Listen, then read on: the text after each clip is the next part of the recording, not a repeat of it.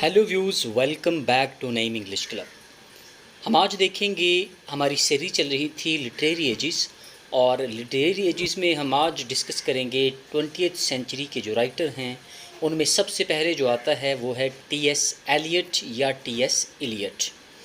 तो सबसे पहले देखते हैं टी.एस. इलियट। ये एक मॉडर्न जो 20th सेंचुरी पीरियड था इससे इसका ताल्लुक़ था और ये मॉडर्न राइटर कंसिडर किया जाता है।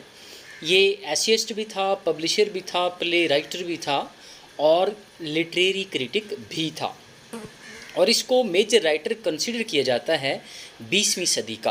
किसको? टी.एस. एलियट को। और ये पायनियर है किसका? मॉडर्न एज की जो राइटिंग थी ये उसका पायनियर भी समझा जाता है, और ये है भी। ये पैदा हुआ था अमेरिका में, और ये फिर इसने 1914 को ये मूव कर गया इंग्लैंड की तरफ, और वहाँ पर काम की खातिर गया और वहाँ पर इसने शादी कर ली।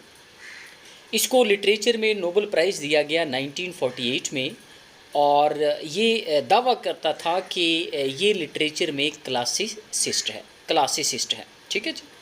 और अगर देखें तो रॉयलिस्ट था, ये पॉलिटिक्स के लिहाज थे, और अगर इसके रिलीजन को देखें तो ये एंग्लो कैथलिक था।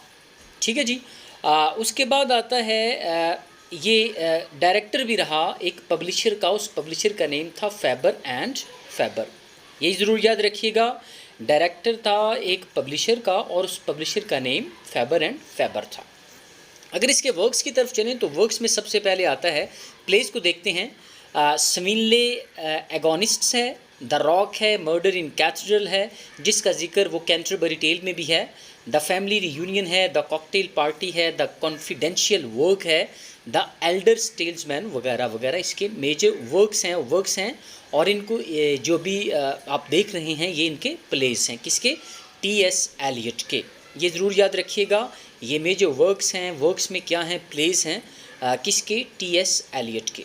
अगर हम इसकी पोइट्री की तरफ मूव करें तो पोइट्री में इसके बहुत सी इम्पॉर्टेंट वर्क हैं जो सरे फहरिस्त हैं और उनको अवार्ड भी दिए जा चुके हैं। तो सबसे पहले आता है प्रफ्रॉक एंड अदर ऑब्जर्वेशंस। इसमें 12 पोइम्स थी जिसमें मेजर इसका जो सॉन्ग है लव सॉन्ग जे अल्फ्रेड प्रफ्रॉक वगैरह है, और द वेस्टलैंड है जो 1922 में पब्लिश हुई, most important work of T S. Eliot. The hollow man है जो 1925 में पब्लिश हुआ।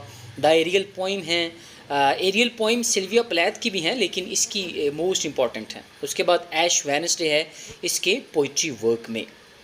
और जो इसके पोइट्री यानी कि ये प्लेस पोइट्री के अलावा अगर हम देखें इसकी कोट्स जो अक्सर एग्ज़ाम में पूछी जाती हैं, तो इसने टर्म हमें इंट्रोड्यूस करवाई थी ऑब्जेक्टिव कोरिलेटिव। ये ज़रूर याद रखिएगा, he introduced term objective correlative. और इसने कहा था I am no prince Hamlet, ये भी इसकी कोट याद रखिएगा। और इसने ये भी कहा था Hamlet is an artistic failure. Most important quotes हैं। इसने ऑब्जेक्टिव कोरिलेटिव टर्म इंट्रोड्यूस करवाई। He said I am no prince Hamlet, he said Hamlet is an artistic failure. ये मोस्ट इंपॉर्टेंट कोट हैं, इसकी याद रखिएगा, ज़रूर याद रखिएगा, और ये एग्ज़ाम में, कॉम्पिटिटिव एग्ज़ाम में पूछी जाती हैं। ये जो मैंने आपको डिटेल बताई ये थी टी.एस. एलियट के बारे में। और अगर आपको ये वीडियो पसंद आई हो तो नईम इंग्लिश क्लब को लाइक, शेयर और सब्सक्राइब करना मत भूलिएगा। साथ में बेल आइकन भी दबा दीजिएगा। कमेंट्स भी ज़रूर कीजिएगा नईम इंग्लिश क्लब पे, क्योंकि आपके कमेंट्स से हमें अप्रिसिएशन मिलती है। अपना ख्याल रखिएगा। Take care, bye bye, good night.